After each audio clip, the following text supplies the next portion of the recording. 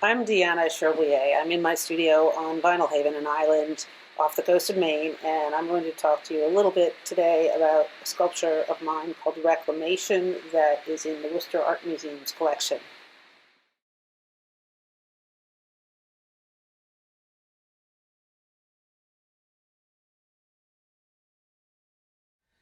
In 2017, I had a show at Grant Walquist Gallery in Portland, Maine. It was called Deanna Cherbuliez Works, both playing on the idea that I'm presenting work, but that I'm presenting a show themed on work. I have been interested in the overlooked aspects and moments in labor and the hidden labor behind everything we do. I've been building this house for years, since 1993. It's mostly salvaged, but of course there's new materials. And I started noticing wasps chewing at the shingles, which are just raw cedar. And I followed them back to their nests. And over the course of about 4 or 5 years, at the end of every season, I would collect those nests, specifically the nests of the wasps that I watched chew my shingles. My whole time doing this project, people have been asking me when I'm going to be done and why I'm doing this and why I'm so obstinate about trying to do it all myself. And I can't explain any of this any more than I can explain why I choose really to do anything. It started to dawn on me that this was a kind of lovely mirror on the absurdity of this entire thing. And I wasn't sure when I was collecting the wasp nests what I was going to do with them. I knew I was taking back my material. One of the parameters I've set for myself in sculpture is that the object has to have a certain material integrity. If something is made out of hair, it should be made out of only hair.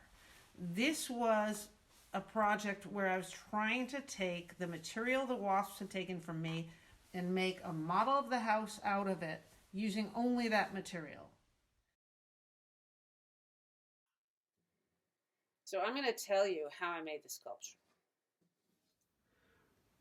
Reclamation has its basis in a couple of things. Most importantly, perhaps, is the model making I helped my mother with when she was doing an architectural program, and the paper mache projects I had to do for school. Like those, this required something for me to build up onto. In this case, a scale model of my home and my studio and the structure that connects the two.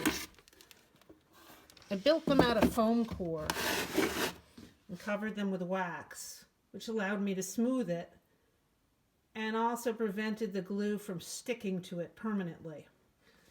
I took my paper wasp nests and I broke them apart.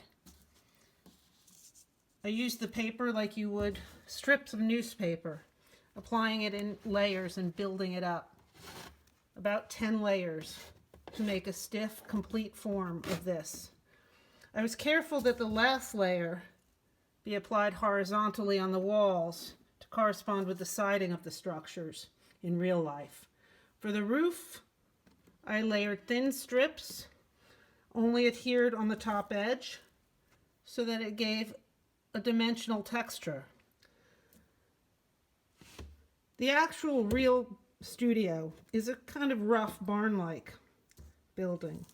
So for that, I took the comb that was inside of the nest and I cut it into thin strips, which I filled with glue and then pressed flat. These I was able to layer so they looked much like cedar shingles. And I built that up and covered the entire barn. When this was dry, I could unpin the 3 separate structures and wiggle them out. I then capped the hollow form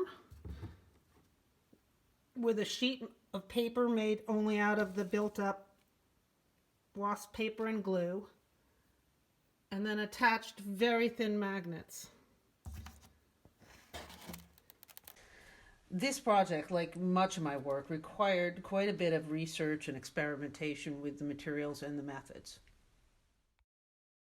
I've known Nancy Catherine Burns, who's a curator at the Worcester Art Museum, for a number of years.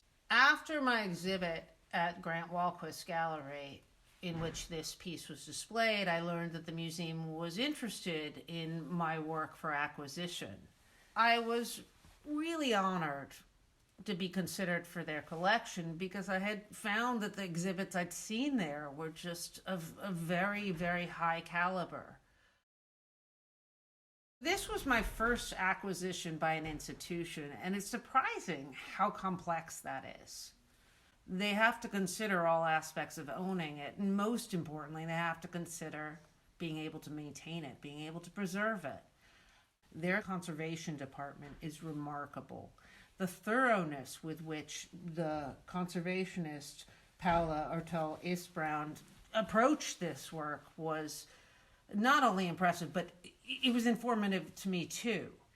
I believe it was the Museum of Natural History that gave her a lot of information on nests and conservation and raised a very reasonable concern of possible insect issues with the piece.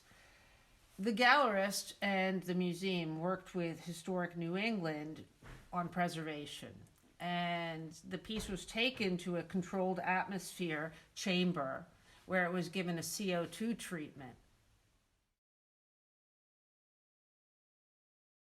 There's two different motives you can have when you're making things. You can have an artistic motive or you can have a utilitarian motive. And this project, in a sense, was a wedding of the two, where I'm taking my utilitarian makings and transforming it into an artistic object.